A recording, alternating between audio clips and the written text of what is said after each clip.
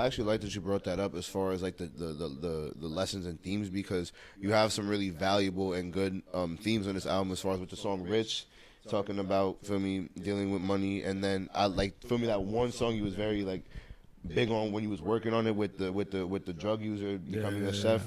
That song is You really see deep. me right in the Yeah, cut. would you be cool with describing like the story and like how did you come up with the story for that particular song? Bro, that shit was I got high as fuck. I get imaginative.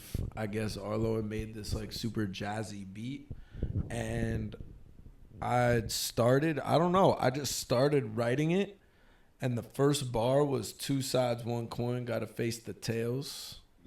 Like as in like faces, like on the coin and face and tail, you know, whatever. And but also like face the tails like a story. And that was the one bar that I had. And so I was like, all right, I'm gonna like make some story about a crazy dichotomy, whatever that is. And it became a come up story, I guess, as I was writing it. And it's kind of based on like, I guess I have enough frame of reference with people who have face addiction, and also like when I kind of realized like that all these people that you might think are homeless were like lit one day, like were once like regular ass motherfuckers. And the reason because this dude Henry from our block, me and Keon went there in the deli, and they're like, yeah, you know, Henry used to be a Golden Glove champion. This motherfucker lived down on the nice ass crib on Riverside Drive. And now he's just like asks everyone for $1 and fucking does push-ups for bread. And he's literally always outside. I guess I brought in like the homelessness and the perks. And I also was kind of commenting on like the Upper West Side kind of culture of like a lot of like white people on the Upper West Side who hate the homeless population, like absolutely despise them. And so it was kind of like, well, joke's on you.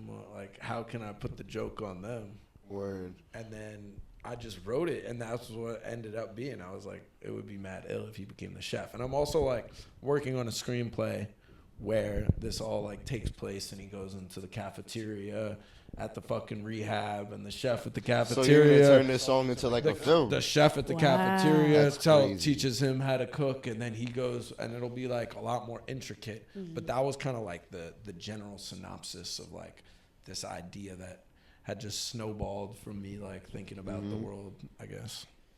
What made you want to do a screenplay? I like want to make movies eventually. Okay. You know? Any like, specific genres? Yeah, I want to make a sitcom about my Jewish summer camp, and I want to do this movie about.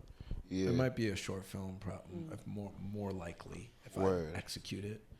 And then I got other ideas, but I don't really want to give them away because people be biting, and I don't want to make these movies until I'm like 50. Oh, okay. Yeah, I just don't see like I'm gonna make music my whole life. I just don't see myself like making rap my main thing at that age. I'm trying to write movies. Yeah. Like I'm like I love Superbad. Like the fact that like they wrote Superbad at 13. Ever since I found that out, I'm like, oh. Wait, you said what? They've made it at 13? Him and Seth Rogen and Evan Goldberg made Superbad at 13. Like started writing the script at 13. At 13? Wow. At 13. What the fuck? And that's so as soon as I found that shit out, I'm like, yo, I want to make a movie like I have ideas for movies like that are more like New York based. Yeah. But I haven't started writing those yet. I started writing the sitcom and I started writing the fucking movie. Yeah. So. Bringing up the culture, like, or bringing up like New York, how can you describe like the influence like the culture has played on you in your rap? And even your fashion too. I mean, everything, like, I guess. Because, like, you grow up in New York and you find out that all the illest rappers ever, like Mobb Deep and Biggie and Jay-Z and, like, all these dudes are from New York. Facts. And they have this, like, steez that none of the other rappers have. 50 Cent.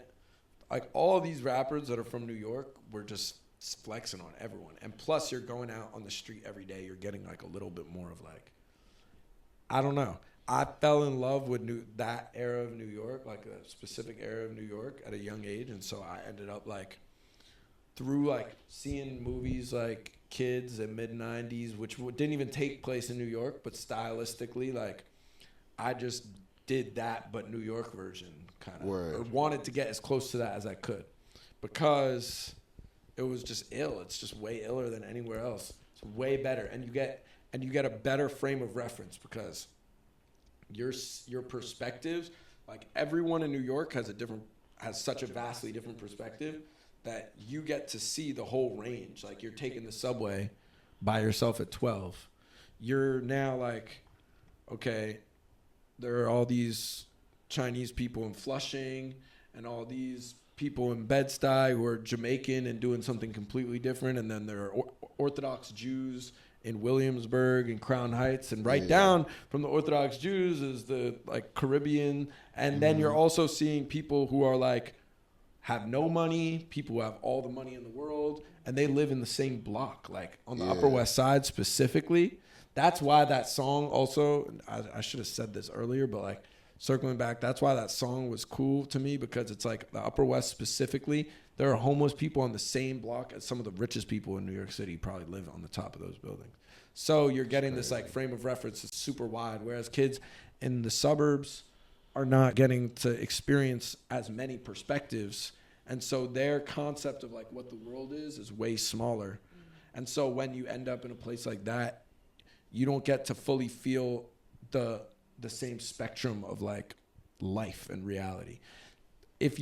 That's why also going to college was so hard, because it's like you're going in a room, and I'm now in a building full of kids my age, generally all look the same, like similar or the same as me. Most of them all grew up in the same place in the same financial bracket. And then not only that, every other building surrounding you is the same. Whereas here, it's like such a wide variety. Facts. I'm living next to an 82-year-old who doesn't speak English, and also next to a fucking 5-year-old who's like going to school in the public school system. It's like, though you might not interact with all these people every day, your like concept of the average person is severely different because you're surrounded by all this perspective. So then I don't feel edgy. I feel like in a median.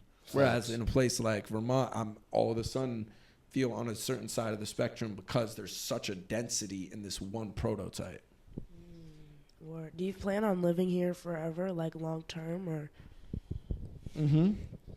I want to like I want to go on tours and stuff. I want to travel really bad. I'll probably live in LA, hopefully, for like a short amount of time, but I want to like raise my family in New York.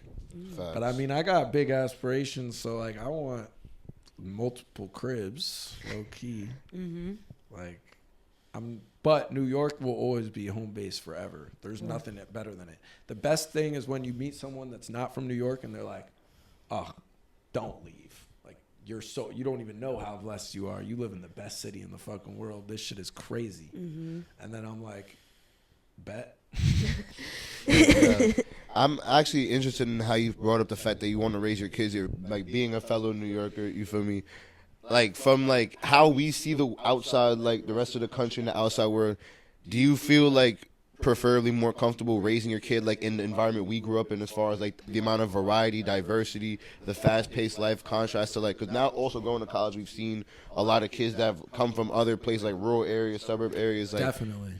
Actually, now that I think of it, like I have to raise my kids in New York, because if I get as wealthy as I want to be, and then I'm also a white man, my kids might not be white actually, but like if they are, there's a high probability they'll be mad spoiled if they live anywhere else, and they need it. And I feel like kids like need to get exposed to like the real world, because there's such a high population of kids and people around our age that like are less empathetic and less aware of the systems and the way society works, and like why this is wrong and why this is right, and your moral compass gets fucked up because you don't have enough perspective.